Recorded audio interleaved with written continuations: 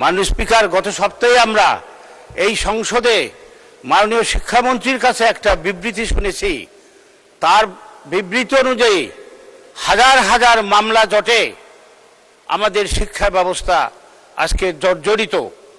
শিক্ষা প্রতিষ্ঠানগুলোতে শিক্ষক নাই, কর্মচারীর অভাব, বিশেষ করে গ্রাম পর্যায়ে যে প্রাথমিক বিদ্যালয়গুলো আছে সেখানে শিক্ষকের পাশাপাশি ছাত্রেরও অভাব। মাননীয় স্পিকার, বিগত ফ্যাসিবাদী আমলে যেভাবে দলীয়করণের মধ্য দিয়ে শিক্ষা প্রতিষ্ঠানগুলোকে ধ্বংস করা হয়েছে, যদি একই ধারাবাহিকতা যেটা আমরা লক্ষ্য করছি যে বর্তমান সময়েও স্কুলের কমিটি গঠন থেকে শুরু করে সমস্ত বিশ্ববিদ্যালয়ের নিয়োগ প্রক্রিয়া সবখানেই দলীয় বিবেচনাকে প্রাধান্য দেওয়া হচ্ছে। মাননীয় স্পিকার, এই দলীয় বিবেচনা প্রাধান্য পেলে শিক্ষা খাত কখনোই ঘুরে দাঁড়াতে পারবে না বলে আমি মনে করি। মাননীয় স্পিকার, বরাদ্দ বৃদ্ধি পেয়েছে ঠিক আছে, কিন্তু স্বাস্থ্য খাতের বড় সমস্যা হচ্ছে আমাদের জনবলের দক্ষতার অভাব। হাসপাতালগুলোতে যন্ত্রপাতি নাই, সরকারি হাসপাতালে টেস্ট হয় না, টেস্ট করাতে হয় বাইরে ক্লিনিকে যেয়ে। কাজে এ ব্যাপারে বাজেটে সুস্পষ্ট কোনো দিক নির্দেশনা পাওয়া যায় না যে কিভাবে এই অবস্থা থেকে আমরা মুক্তি পাব। মাননীয় স্পিকার, আমি সামরিক বাহিনীর সদস্য হিসাবে সামরিক খাতের ব্যয় নিয়ে একটু কথা বলতে চাই। মাননীয় স্পিকার, আমরা যদি বিগত কয়েক বছর বাজেট পর্যালোচনা করি, দেখা যাচ্ছে যে বিগত বছরে 2025-26 অর্থ বছরে বাজেট বরাদ্দের শতকরা হিসেবে 6.31% বরাদ্দ ছিল।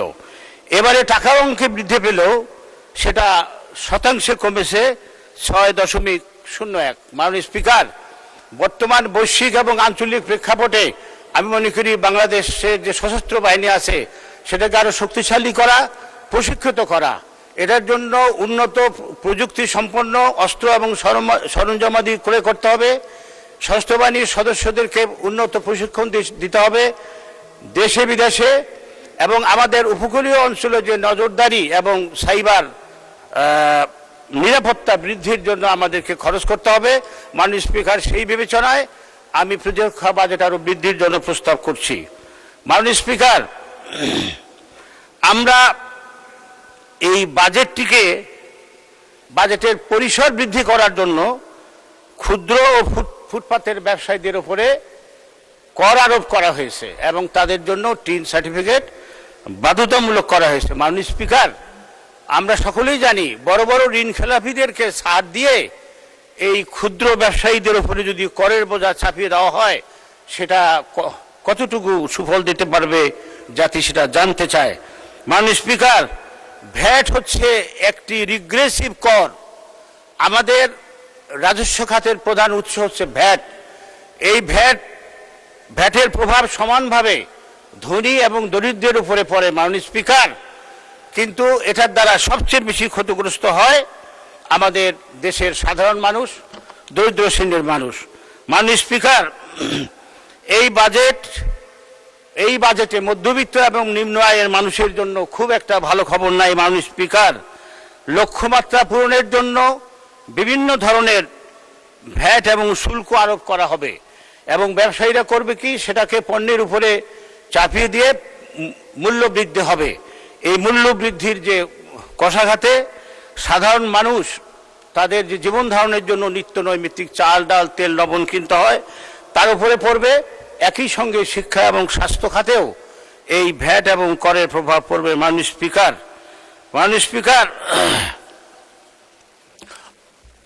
আমাকে 1 মিনিট সময় বাড়িয়ে দেবেন।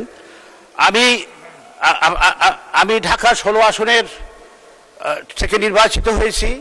আমার সংসদের প্রথম বক্তব্যে আমি বলেছিলাম বৃহত্তর মিরপুরের গোটা দেশের চিকিৎসা ব্যবস্থার মতো বৃহত্তর মিরপুরেও চিকিৎসা ব্যবস্থা বেসরকারি খাতের উপরে নির্ভরশীল। এই বৃহত্তর মিরপুরে একটি জেনারেল হাসপাতাল। মাননীয় সদস্য 2 মিনিটে শেষ করেন। 2 মিনিট।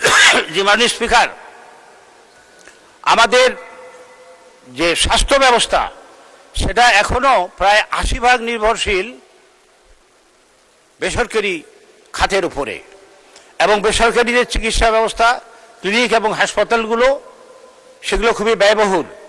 মিরপুর একটি নিম্ন মধ্যবিত্ত মানুষের আবাসিক এলাকা। মাননীয় স্পিকার, বৃহত্তর মিরপুরে কোনো সরকারি হাসপাতাল নাই।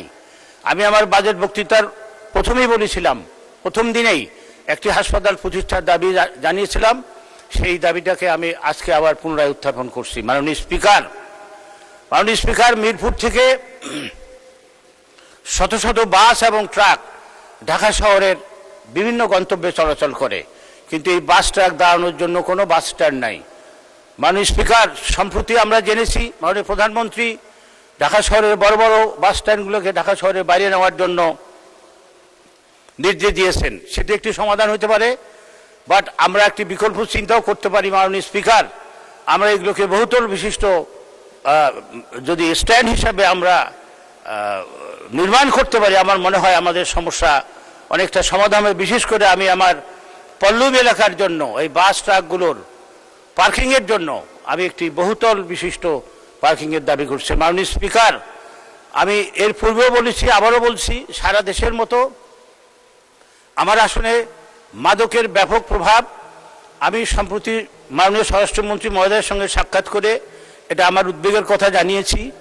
আমি আশা করছি দেশব্যাপী যাতে এই মাদকের বিস্তার রোধ করা যায় এবং যুব সমাজকে ধ্বংসের পথ থেকে ফিরিয়ে আনা যায়, এই পদক্ষেপ